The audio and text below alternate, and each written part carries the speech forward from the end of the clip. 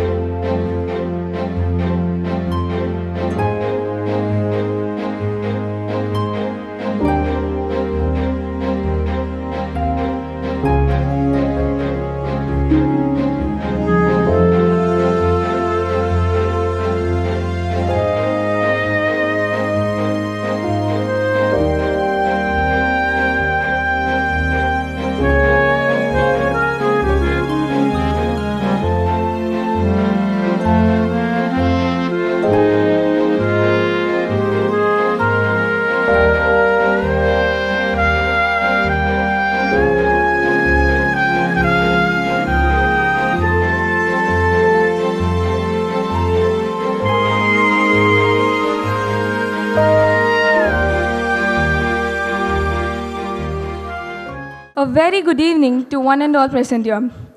November 14 is observed as World Diabetic Day. Diabetes is a silent killer disease. We are here to proclaim this to the world. Now I invite our principal, Mrs. Usha Raman ma'am, to welcome the dignitaries. So I'm really very honored to welcome Dr. Sudhakaran, who is a professor in Manonmiyam Sundaranar University. He's a biotechnology professor. And of course, Dr. Balakrishnan, who has been with us for the last 15 years or so, organizing the World Diabetes Day every year in our school. Without the initiative of Dr. Balakrishnan and some of his associates, I don't think we could have, come this way as far as the Global Diabetes Walk is concerned. So I'm really glad, sir. We wish to collaborate more with you, and next year it should be even a bigger event. But every year, rain is a bit of a constraint at this part of the year, and sometimes what we plan doesn't get executed, but then we never give up either. We somehow try to do our best and propagate the messages try to do it in whatever best possible way. We try to propagate the message, and I'm so happy that so many students have volunteered to undertake the diabetes walk today. We are going to march from the school to the Shankar Nagar Bazaar. So wish you all the very best, and also the teachers, the biology department, Satya madam and Jilani madam have been a backbone for putting up that beautiful show. Display, pyramid and other displays are there in both the biology lab as well as on the stage. Well done, keep it up. The school is what it is today only because of the wonderful team of staff who are ready to work with us and who are ready to give your best to the children of this world. Today, it happens to be Children's Day as well. So wish you all the very best. Happy Children's Day as well. Thank you. Thank you, ma'am. Sanjana of Class 10 is here to present the fact sheet on diabetes in India. Diabetes is a huge problem in India. The prevalence of diabetes increased tenfold from 1.2% to 12.1% between 1971 and 2000.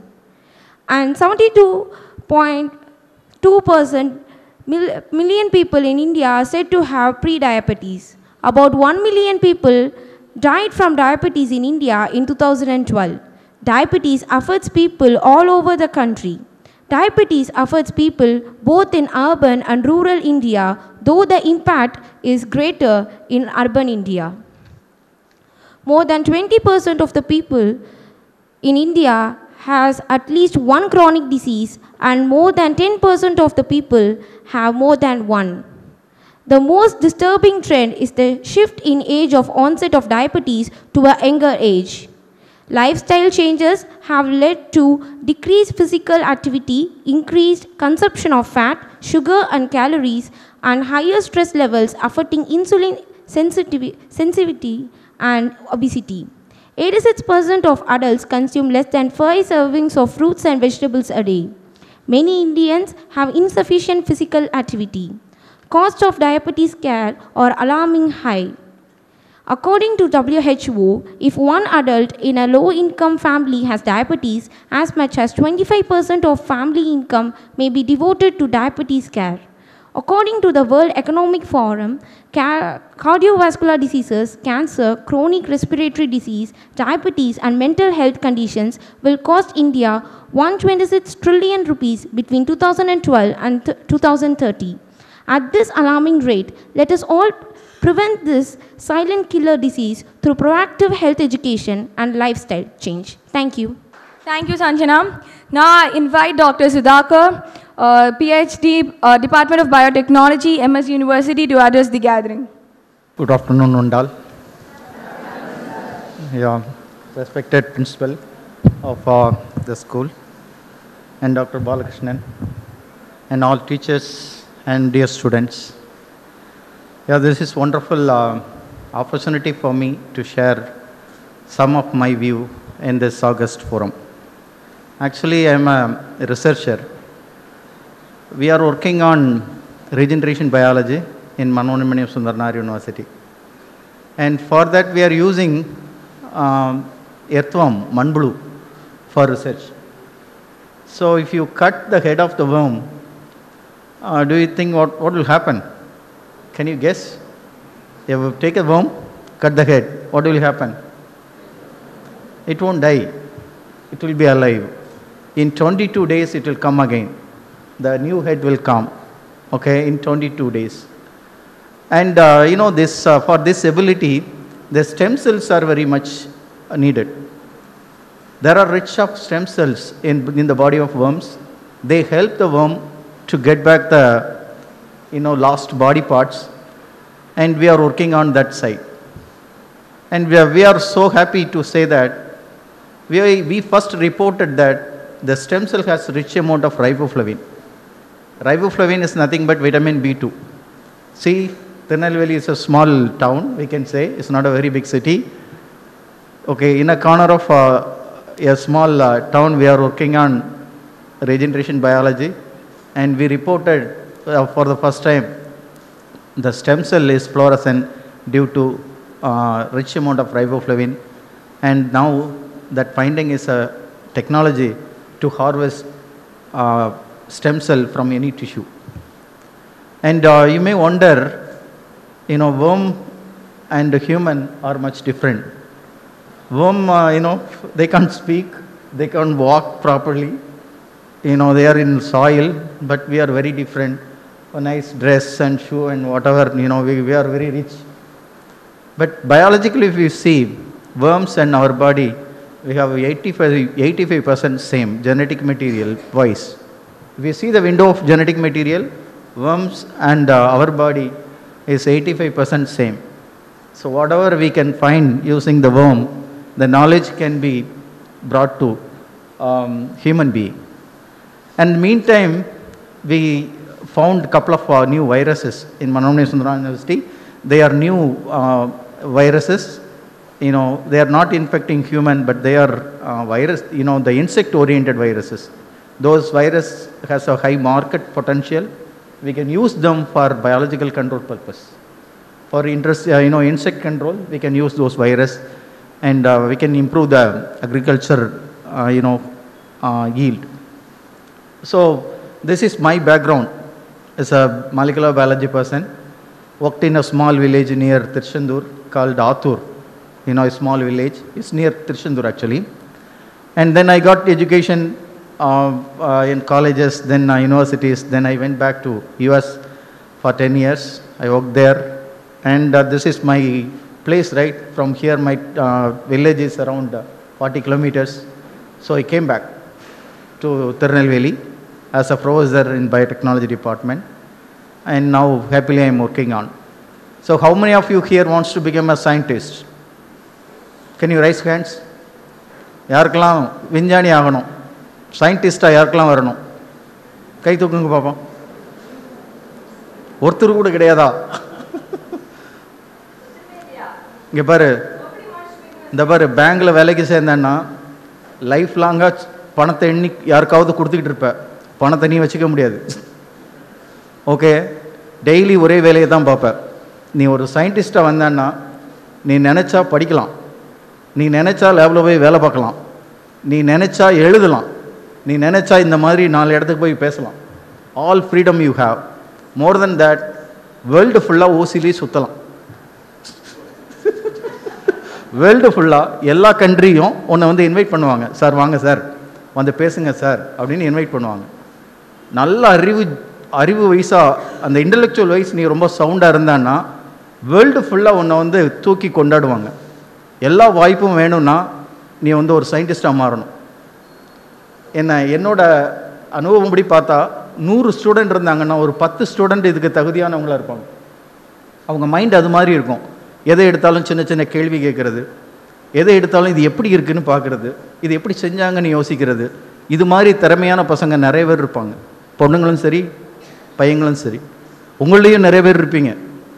நீங்கள் இந்த மாதிரி கெரியரை நல்லா பெரிய career எடுத்தீங்கன்னா நாளைக்கு ரொம்ப பெரிய ஆட்களாக வரலாம். உதாரணமாக டாக்டர் கலாம், அப்புறம் நம்ம காந்தி, அப்புறம் இந்த காமராஜ், 3 பேருக்கு ஒரு ஒற்றுமை இருக்குது தெரியுமா? யாருக்காவது தெரியுமா? கலாம் சயின்டிஸ்ட், என்ன காந்தி ஒரு சோசியல் ரிஃபார்மர், அப்புறம் யார் காமராஜ் இன்னொரு சோசியல் ரிஃபார்மர். இவங்களுக்குள்ள ஒரு ஒற்றுமை இருக்குது. என்னென்னா அவங்க மறைவுக்கு பிறகு இந்த 3 பேர்ட்டையும் கையில் பைசா கிடையாது. அவங்க வளர்ந்தாங்க, பெரிய அளவுக்கு முன்னேறினாங்க. ஆனால் அவங்களுக்கு இறுதி கட்டத்தில் அவங்க பாக்கெட்டை திறந்து பார்த்தா உள்ள காசு எதுவும் இல்லை. எனக்கு ஒரு இப்போ தோணுது, ஒரு அளவு மெச்சூரிட்டி வர வர என்ன தோணுன்னா இந்த பைசாவே தேவையில்லைன்னு தோணுது. ஏன்?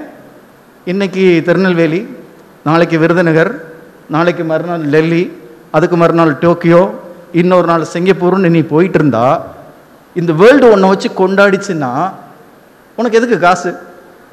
நினச்சி பாருங்க. ஒவ்வொரு நாளும் ஒவ்வொரு வீட்டில் இருக்கிற, ஒவ்வொரு நாட்டில் இருக்கிற, உனக்கு என்னென்ன வேணுமோ சமுதாயம் உன்னை பார்த்துக்குது. உனக்கு எதுக்கு பேங்க் அக்கௌண்ட்டு, உனக்கு எதுக்கு வீடு? அந்த மாதிரி திங்கிங் வர்றதுக்கு கூட வாய்ப்பு இருக்குது. இந்த திங்கிங்கை ரொம்ப ரசித்த ஆட்கள் இந்த 3 பேரும். யார்? கலாம், காந்தி, காமராஜ். ஒவ்வொரு நாளும் சொசைட்டிக்காக பாடுபட்டவங்க. என்ன, தனக்குன்னு சேர்த்து வைக்காதவங்க. சொசைட்டி அவங்களை பாதுகாத்துக்குச்சு.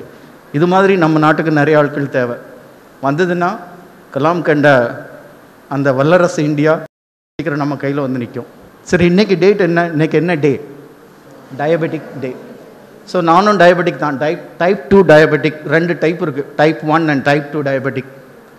டைப் 1 இங்கே வேண்டாம், அது ஒரு டிசீஸ், அது இப்போ பேச வேண்டாம். டைப் 2 ஒரு டிசீஸே கிடையாது. டைப் 2 டயபெட்டிக் ஒரு டிசீஸே கிடையாது. இதை நம்மளாம் வாங்கி கட்டிக்கிறதுன்னு கூட சொல்லலாம். என்ன இங்கே பிரச்சனைனா, சாப்பிட்ற சாப்பாட்டுக்கும் செய்கிற வேலைக்கும் சம்மந்தம் இல்லாமல் ஒரு சூழ்நிலை வருது. நிறையா சாப்பிட்றது, கொஞ்சமாக வேலை பார்க்குறது, உடல் உழைப்பு கொஞ்சமாக இருக்கிறது. இந்த மாதிரி இருந்தாச்சுன்னா இந்த வாய்ப்பு கொஞ்சம் அதிகம். ஸோ என்ன பண்ணணும்? காந்தி ஒரு இடத்துல சொல்லுவார் அழகா, உன்னோட ஹெல்த்து ஒவ்வொரு நாளைக்கும் ஒரு 5 கிலோமீட்டர் தள்ளி போயிடும். உன் ஹெல்த்து உனக்கு வேணும்னா நீ அங்கே நடந்து போய் எடுக்கணும். எதை இன்றைக்கி உன் ஹெல்த்து உன்ட்ட இருக்கும், நாளைக்கு ஒரு 5 கிலோமீட்டர் தள்ளி போயிடும். நீ 5 கிலோமீட்டர் நடந்து போய் எடுத்துக்கணும். அப்போ உன்ட்ட வந்துடும். நடக்கலைன்னா உனக்கு வர்றது டைப் 2 டயபெட்டிக்ஸ் வரும். எப்போ வரும்? 35 வயசில் வரலாம், 40 வயசில் வரலாம், 50 வயசில் வரலாம். ஆனால் 30 வயசுக்கு மேலே வர்றதுக்கு இப்போதைக்கு உள்ள சூழ்நிலையில் டாக்டருக்கு தெரியும், நல்லா அவர் நிறைய பேசுவார், இதில் வாய்ப்புகள் நிறையா இருக்குது. ஸோ 5 கிலோமீட்டர் நடக்கிற மாதிரி ஒரு லைஃப் ஸ்டைலை வச்சுக்கிட்டோம்னா டயபெட்டிக் இருந்தால் கூட கவலை இல்லை, லைஃப்பை நல்லா போக்கலாம், ரொம்ப சாதிக்கலாம், மக்களுக்காக வாழலாம், சமுதாயத்துக்காக வாழலாம். ஓகே, நீங்களும் படித்து ரொம்ப பெரிய ஆட்களாக வர்றதுக்கு ஒரு 3 விஷயத்தை கற்றுக்குங்க. ஒன்று, நல்ல அப்சர்வேஷன். பாருங்கள், உங்கள் கண்ணு 2 கேமரா மாதிரி இருக்கணும், நல்லா பாருங்கள், ஆழ்ந்து பார்க்குற தன்மை உங்களுக்கு வேணும். 2வது, கொஸ்டினிங் மைண்டு வேணும், எதை எடுத்தாலும் கேள்வி கேட்குறதுக்கு உனக்கு தோணணும். இது 2வது திறமை உனக்கு தேவை. 3வது திறமை உனக்கு என்னன்னா ஹார்ட் ஒர்க் பண்ண தெரியணும். ஹார்ட் ஒர்க் பண்ண தெரியணும், டெடிக்கேஷன் வேணும். ஏன்னா இந்த 3 இருந்ததுன்னா நீ இன்னைக்கு என்ன நினைக்கிறியோ அது கட்டாயம் நடக்கும். ஓகே, இந்த ஒரு இது போதும்னு நினைக்கிறேன். Thank you. Thank you, sir. I invite Mrs. Usha Raman, ma'am, to honor the chief guest by a shawl and memento.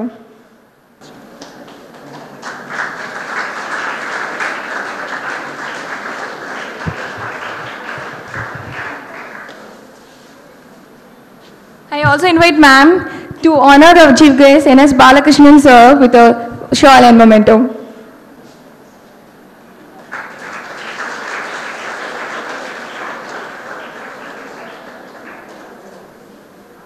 Now I invite Dr. N.S. Balakrishnan, sir, to address the gathering.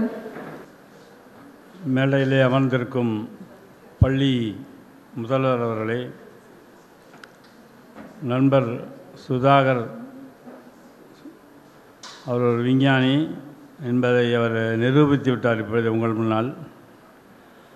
மற்றும் ஆசிரிய பெருமக்களே, மாணவர்களே, அனைவருக்கும் என்னுடைய மாலை வணக்கத்தை தெரிவித்துக் கொள்கிறேன். அதாவது அவங்க சொன்னாங்க 2 பாயிண்ட் ரொம்ப முக்கியமானது. நான் சொல்ல வேண்டியது அவங்க முன்கூட்டிய உதாரணத்துடன் சொல்லிவிட்டார்கள்.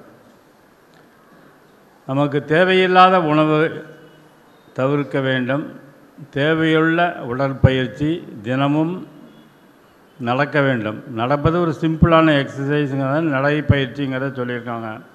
ஏற்கனவே 2 ப்ளக்கார்டு கொடுத்துருக்கோம். ப்ரிவென்ட் டயபெட்டிஸ் இந்த பையன் வச்சுருக்கான், அது தூக்கி காமிப்பான். To prevent diabetes you have to walk, simply you have to walk daily.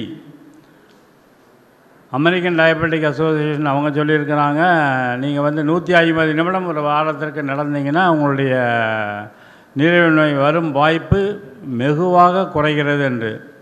அதே மாதிரி நம்ம உயரத்துக்கேற்ற எடை உழைப்புக்கேற்ற உணவு அப்படின்னு ஒரு ப்ளக்கார்டு இருக்கும். அது யார் வச்சுருக்காங்க? இதில் ஒரு சிவப்பு கலரில் இருக்கும் பாருங்கள்.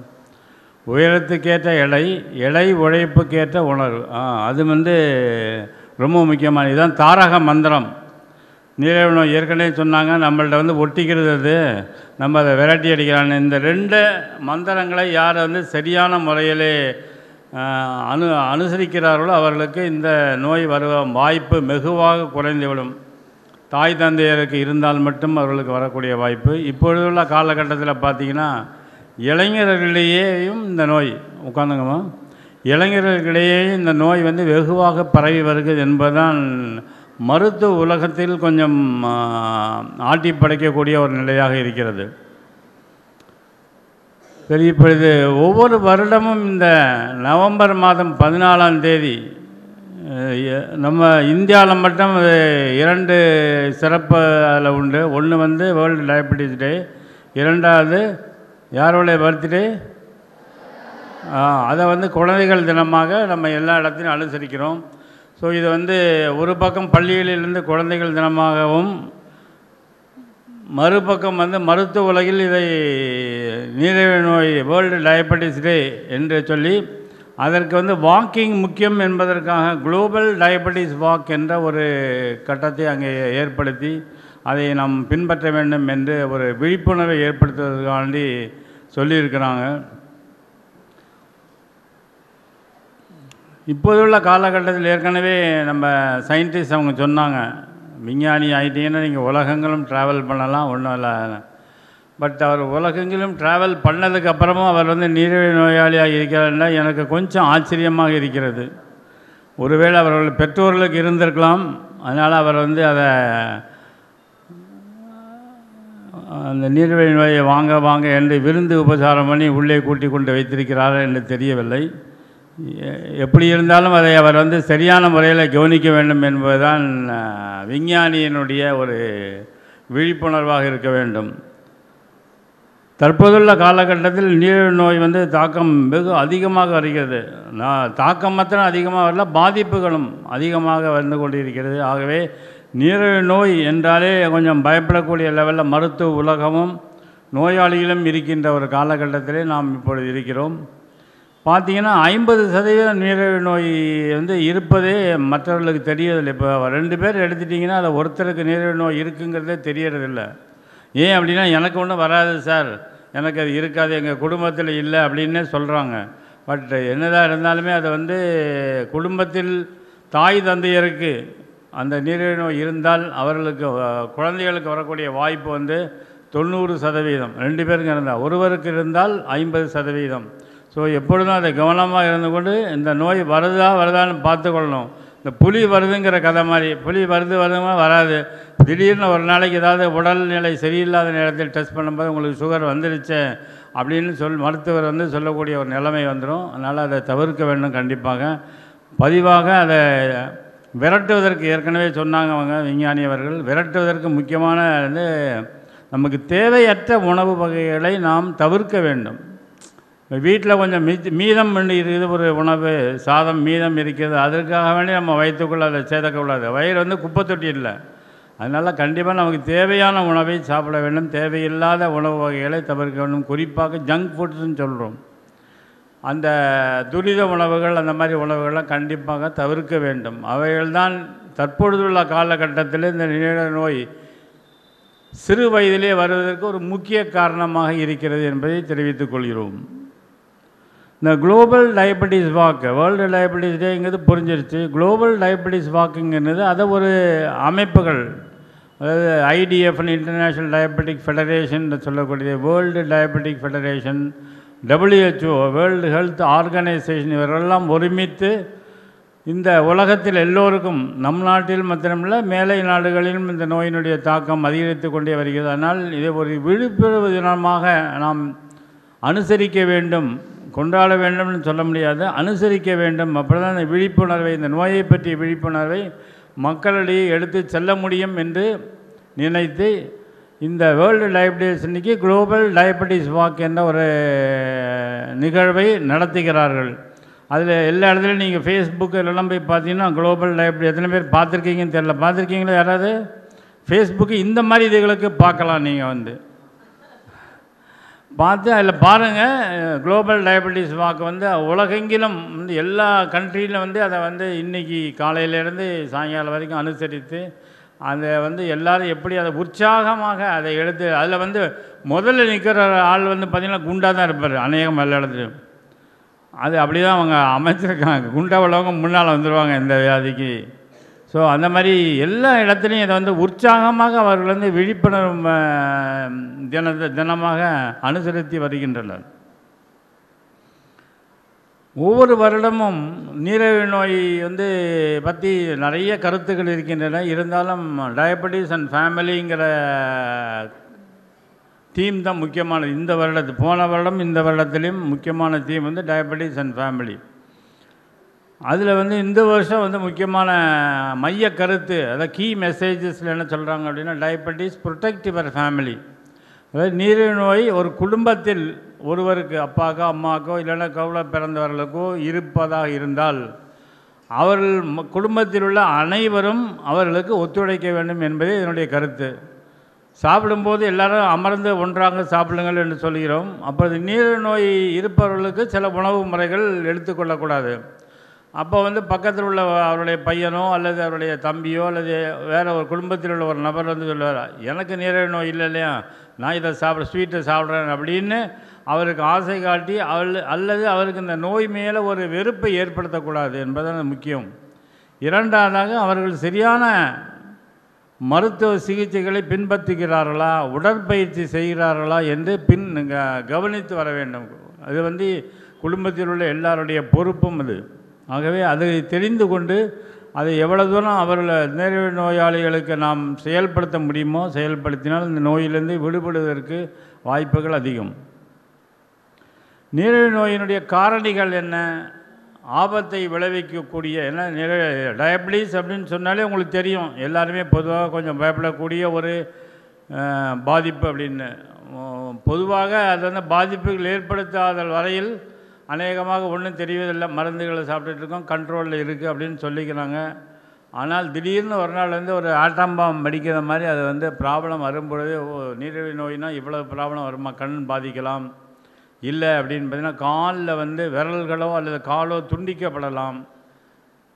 இதனுடன் அவர்களுக்கு உயர் ரத்த அழுத்தம், புகைப்பிடிக்கும் பழக்கம் இருந்தால்னா அவர்களுக்கு இந்த வாய்ப்புகள்லாம் அதிகமாகிக் கொண்டே போகிறது.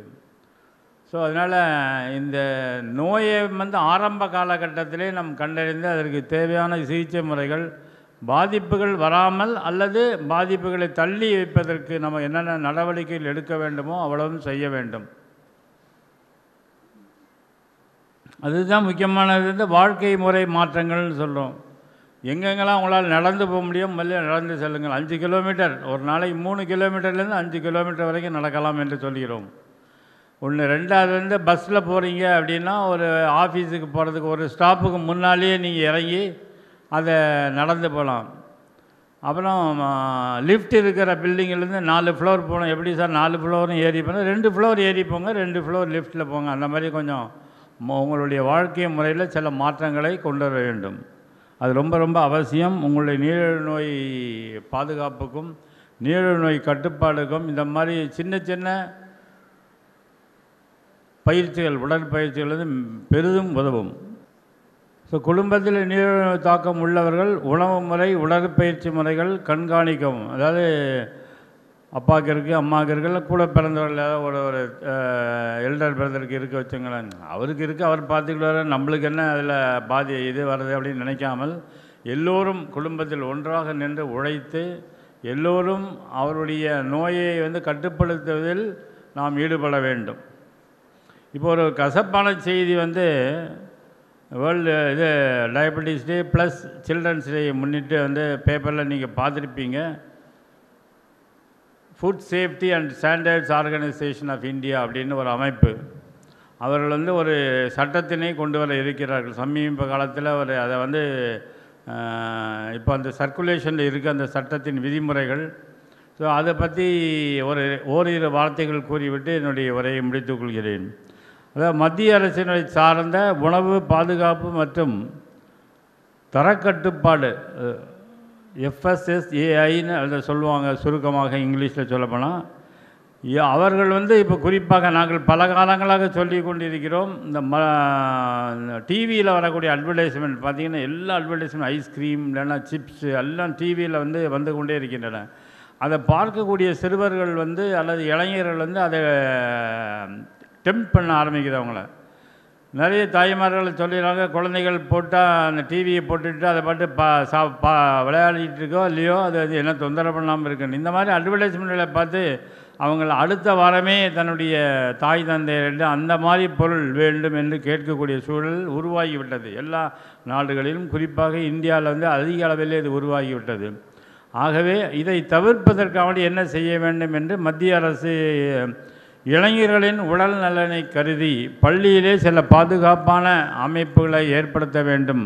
பள்ளியிலே உள்ள ரெஸ்டாரண்ட், கேன்டீன் இல்லைன்னா பள்ளிகளுக்கு அருகாமையில் அதுக்கு ஒரு டிஸ்டன்ஸ் கொடுத்துருக்காங்க. 50 மீட்டர் இடைவெளியில் உள்ள அனைத்து கடைகளிலும் இந்த மாதிரி சாஃப்ட் ட்ரிங்க்ஸோ அல்லது வந்து ஜங்க் ஃபுட்டோ விற்பனை தடை செய்யப்பட உள்ளது.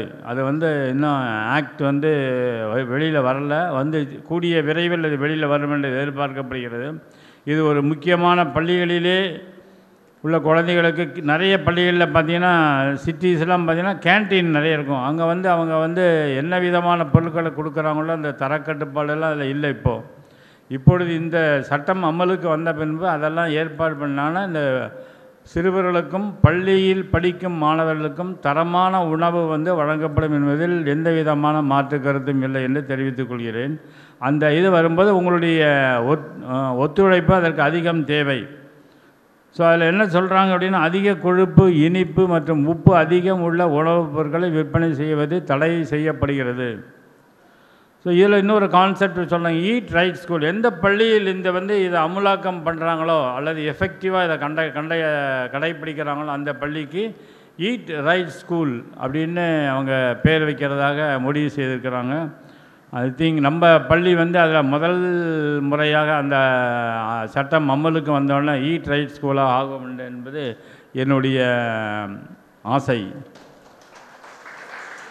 ஸோ இந்த புது சட்டம் அமலுக்கு வருதோ இல்லையோ, நீங்கள் இந்த சட்டத்தை இப்பொழுது தெரிந்து கொண்டு சட்டமே இல்லாமலே நீங்களே அதை தடை செய்துக்கலாம். தேவையற்ற பொருட்களை தவிர்க்க வேண்டும். உடற்பயிற்சி சிம்பிளாக தான். உடற்பயிற்சி 2 மந்திரம் சொன்னேன். உயரத்துக்கேற்ற எடை, நீங்கள் எவ்வளோ உயரம் இருக்கிறீங்களோ அதற்கேற்ற எடை இருக்கான்னு பாருங்கள். உழைப்பு, உயரம், எடை, உழைப்புக்கேற்ற உணவு. நம்ம எடை தடியாக இருந்தால் உணவு குறையணும். அது மாதிரி உயரம் அதிகமாக இருந்தால் கொஞ்சம் உணவினுடைய அளவு அதிகமாக எடுத்துக்கலாம். தேவையில்லாத உணவுப் பொருட்களை, முக்கியமாக ஜங்க் ஃபுட், ஸ்ட்ரீட் ஃபுட்டு, இந்த பீஸா அந்த மாதிரியான உணவு வகைகள், ஃபாஸ்ட் ஃபுட் எல்லாமே நம்ம அவாய்ட் பண்ணணும். கடையில் போனால் வாக்கிங் போயிட்டு வராங்க, ஒரு வடையும் ஒரு காஃபியும் சாப்பிட்றாங்க, அது பிரயோஜனமே இல்லை. ஸோ தேவையற்ற உணவுகளை கண்டிப்பாக தவிர்க்க வேண்டும் என்று கூறி எனக்கு வாய்ப்பளித்த பள்ளி முதல்வருக்கும் ஆசிரியர் பெருமக்களுக்கும் நன்றியை தெரிவித்துக் கொள்கிறேன். நன்றி, வணக்கம். I request our chief guest to light the lamp.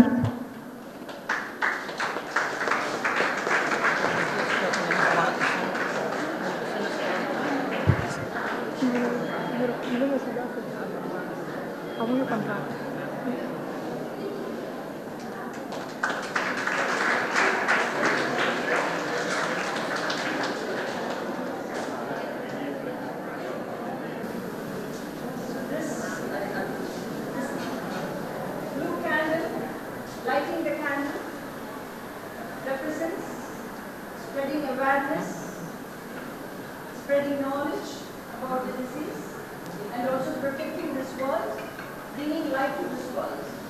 So the purpose of lighting this lamp is each one of you should strive to take the message in whatever way possible to the world outside you, and also try to do your best to bring light to both those who are suffering from the disease, and also to spread light and protect people from getting into the disease. Yeah, unala mudinja evvளவு தூரம் unala the world enlighten பண்ண முடியுமோ அந்த அளவுக்கு நம்ம enlighten பண்ணணும் தான் the purpose. So yeah, will you all do children? Now I request our principal, Mrs. Usha Raman ma'am, to lead the dignitaries to the assembly ground to flag off the diabetic walk.